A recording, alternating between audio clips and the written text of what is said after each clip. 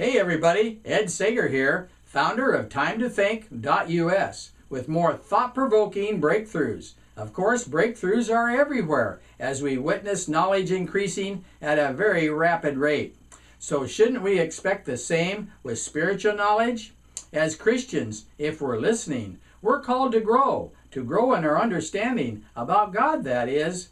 And as our understanding increases, we may see things underway within this chaotic world that were hidden for a time, for a very special godly reason. Shocking things that have to be revealed. For it's time. It's time to reveal what Jesus couldn't tell us long ago, referenced in John 16:12. So get set for the ultimate good news about God. For he is not as his enemies have made him out to be. Jesus tried to tell us, if we have seen him, we have seen the Father, but so far, I'm questioning if anyone really heard what Jesus said. But time is running out. It's time to have a humble willingness to listen to the ways of God that Jesus came to reveal. It's time to weigh the evidence against the distortions of the devil. For just in case you didn't know, Lucifer, now known as the devil, has been allowed to roam the earth from the beginning of time, working his evil strategy in an endeavor to distort the ways of God, as well as the purpose of the cross. So in checking the evidence, it shouldn't be too hard to realize that just because certain things have been considered as truth for centuries, doesn't necessarily make them true. If 60 million people say a foolish thing, well, it's still a foolish thing. So when the reality of that statement sets in, it should be time for an important question. What was the purpose of the cross?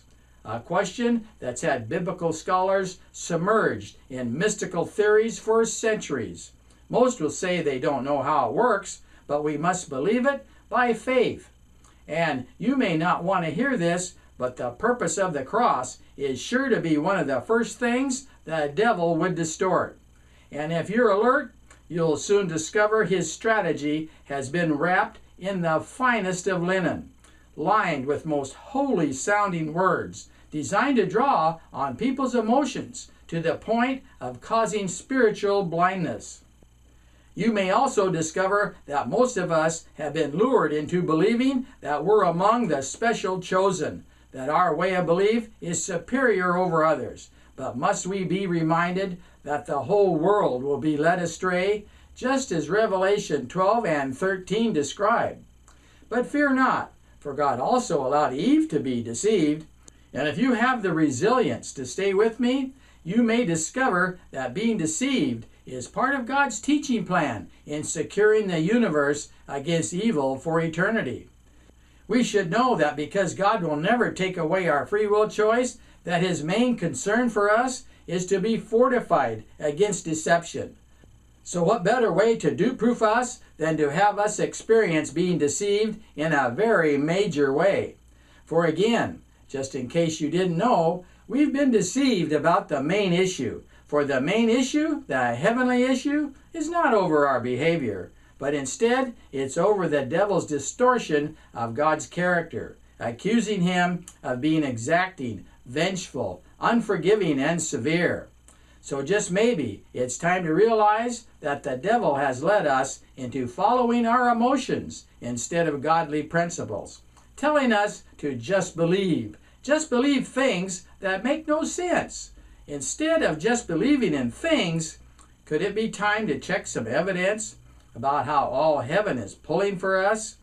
How about the angels, the Holy Spirit, Jesus, and yes, even God the Father, pleading with us to turn and run from the evil that is sure to destroy us?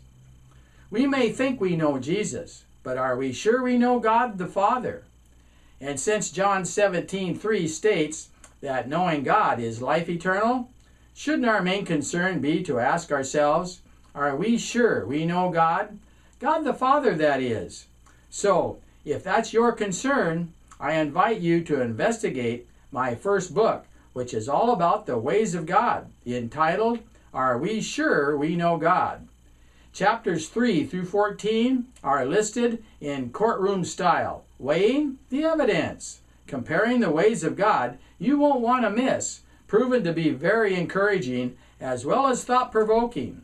You may even discover God the Father being the one running out to meet us in our filthy rags, just as loving and forgiving as Jesus. So listen up. There's a link within my website, timetothink.us, labeled View Books. Again, that's timetothink.us. You'll notice that 6 of my 10 books are also recorded in audio. So remember, View Books at timetothink.us. So until next time, good day.